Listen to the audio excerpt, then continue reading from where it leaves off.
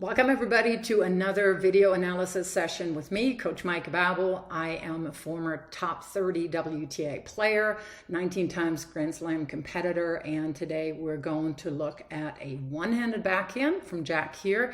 I am a one-hander myself, so this is really exciting to me. And we will get started by just letting this run through a couple of times in real life so that everybody gets a feel for the footage. And also, by the way, whenever I show video analyses on my channel, I do have the explicit permission from my clients to actually post this. So here we go. And what I'll do then is I am actually going to use my own backhand as a comparison. All right, as usual, I start with the grip, and I'm noticing one thing, and I'll let this run a little bit more. I'm noticing, Jack, that your thumb is not all the way around the grip. So you have the thumb basically behind the racket. And what that does is it makes it really easy to extend the wrist here when you don't want to extend it. We'll get into that a little later, but that is really the first thing. Here we go. That is the first thing that I really see. So make sure that you have your thumb all the way around. The second thing that I'm thinking is you could potentially come over ever so slightly a little bit more into an Eastern backhand grip. So you want to have the knuckles on top of the bevel. And I have a video out on that, so just go back to that video and make sure that you really are in a true Eastern backhand grip, because if you're slightly over in a continental grip, that makes it really difficult to get over the ball, to come over the ball. So next steps is I do like a lot how your left hand is helping you bring your right shoulder and your right hip back. To my mind, the right hip could come back a little bit more, but I do like that you actually have your chin on your right shoulder, because that is one of the things that I was taught when I was little. Use your offhand, so your left hand is on the throat of the racket. The racket is above the wrist of the hitting hand, so this is perfect here, that when you are in your full wind up here, that your chin rests on your shoulder, because that makes sure that you are lined up properly. So you got all the checkpoints there. And from here on out, you're stepping up to the ball. So you have your left leg loaded. You're stepping into the ball in a closed stance, which is the easiest for a one-hander. It's really difficult to pull off open stance one-handed backhand, so you really want to make sure that you have the chance to get behind that ball here. However, one thing that I'm seeing here already is that you're actually stepping over to the left a little bit too much almost, and we see that then on the back view a little bit, because what happens is that you are making contact out this way, so you're not quite behind the ball, and that means that you really have to reach to brush over the ball, and that makes it difficult to control. Another thing that we're seeing here when I'm using a few different shots is that your contact point varies quite a lot. So here I don't have enough frames to see the exact contact point.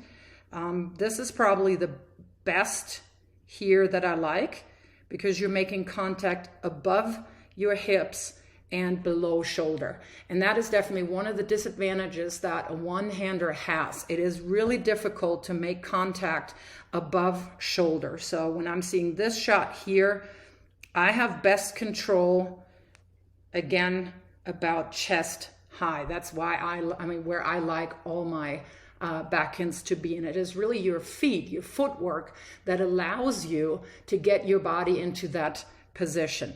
So here on the next ball, if I'm seeing that, I think you're catching it a little too high. See up here, and that's almost impossible really to get up there for a one-hander, especially if you're hitting them a little too far out here. And the problem there is that you see that here, how your racket basically just tries to go over the ball, but the ball kind of bullies you a little bit. right? That is what we want to avoid. That is definitely where two-handers have a huge advantage because they have the support of the left hand there. So again, you want to make sure that you have a consistent contact point. So for instance, on this ball here, that you're striking a little too high, you don't want to step in. Yes, you could step in, but you would have had to step in even more to take the ball on the rise, which is of course an option of the two variations that you have to make sure that you have the ball between hip and shoulder. You can get into the ball, step into the ball, take it on the rise, or you can move back and let that ball drop back into your strike zone somewhere between hip and shoulder. It's a little bit more of a passive variation, which is, to my mind, always good. It's always a good option. It is way harder to control the ball, taking it on the rise, than letting the ball drop back into your strike zone. I was always taught play defense first before you can stage your offense. So I'm always still teaching it that way. And what you would do is, if you have a deeper court position, let's say somewhere about here, you would just try to really make sure that you hit up on the ball and you send it over the net with good clearance, a higher, deeper ball, so that you then have time to come forward to the baseline and then wait for a shorter ball that you can actually really step in to. So let's look at another one. Let's look at the follow through. So again, I'm thinking your contact point is a little bit too far to your left. We will see that in the next perspective. And here we also see that some behind the racket very clearly. So another thing that I'm noticing is here when we're making contact, you're really having to lift up on your right leg to make contact. And what that does is it kind of pushes you back, right? So you're almost leaning away from the ball, and your head also is not very balanced. So if you look at that differently here, if I had a plumb line, I'm actually quite perfectly, I don't really say that a whole lot about my shots that I'm perfectly lined up, but on that one I am. I do have my body weight on my front foot, as do you, but I don't have to stand up on my front leg to reach the ball. And I want to make sure that I have my eyes on the ball, as do you, but I want to have my head straight. So a couple of things there. Again, to me, that is footwork related. Whenever you're not in the proper position and you have the fundamentals correct and you're not quite properly spaced, you just can't replicate a good shot. You can't, execute a good shot, and you can definitely not replicate it several times if you're off. Let's look at the follow through. What I do like is the use of your offhand as a counterbalance. Right? My left hand goes up a little bit after contact. You already have it out there. That's perfect. And then you're rotating over your right shoulder. And that is good. What we do want to avoid, though, is that you're extending your wrist. So you see here that your wrist is completely extended. As you're taking your racket back, we see that you have a good angle here. That angle remains throughout the entire shot. So when I'm taking my racket back here, it's, do you want to say maybe 110? It's not quite 90 degrees, but the angle between the forearm and the racket stays. I'm not pushing my wrist forward here. So I'm rotating. Here you see that. That angle here remains. I'm not pushing through with my wrist. So that is where our swings look fairly different. See how your racket is completely, and your arm is completely extended right here. And I still have an angle here. And that is potentially why you may shank a couple of balls, because you're just not staying in the plane of the stroke. So see if you can keep that racket face looking to the ball, looking to the ball, looking to the ball, and then you come over your right shoulder, which you do here then, and then you're recovering. So my fullest shot here is about here. I am in this picture, obviously really, or in this entire video, really trying to not rotate too open too quickly. If we see a Federer, if we see a Wawrinka, if we see Justine Henin, who to my mind had the best one-handed backhand on the planet, Amélie Mauresmo, they rotate open, of course, but it is more because of the entire energy created with the load and on the acceleration phase. You don't want to deliberately open up, because that's just, again, but that's just leading you to shank and get out of the plane of the ball. So make sure that you're extending a little bit longer before you're coming around. So that's why I'm really trying to hold this position a little bit longer, right? You do see that my chest is facing forward, but it's not completely spin open. So again, we're letting this run a little bit.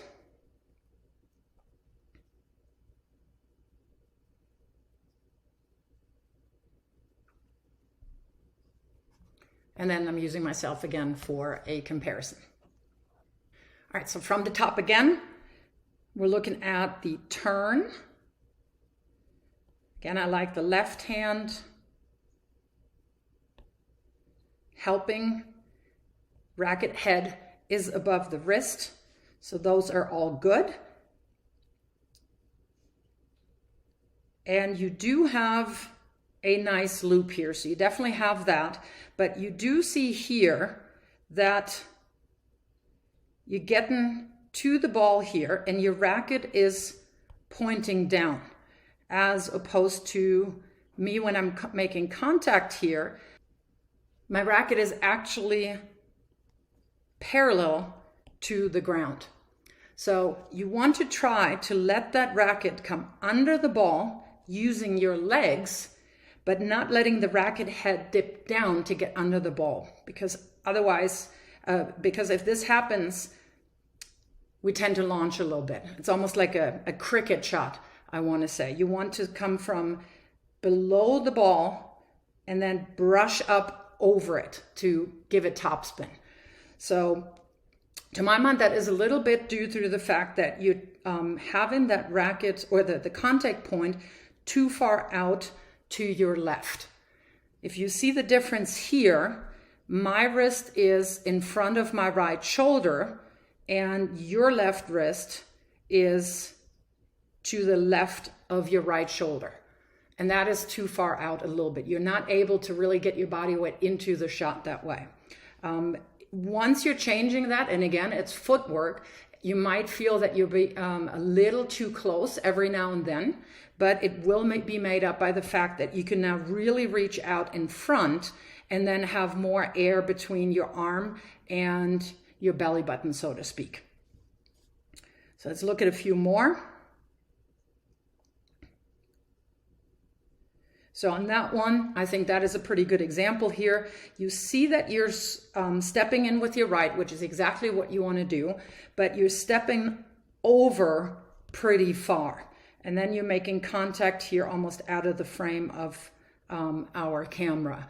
So that is where I would have liked for you to get behind the ball a little bit more and then making sure that you have that ball further in front.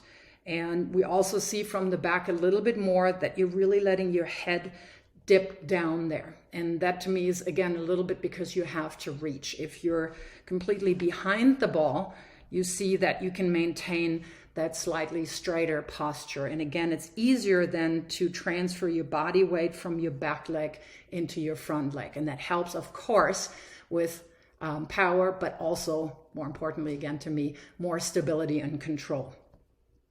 If we let some of your backhands run here, sorry, I'll let you run out of the frame there. Again, there's a pretty big variation of contact points.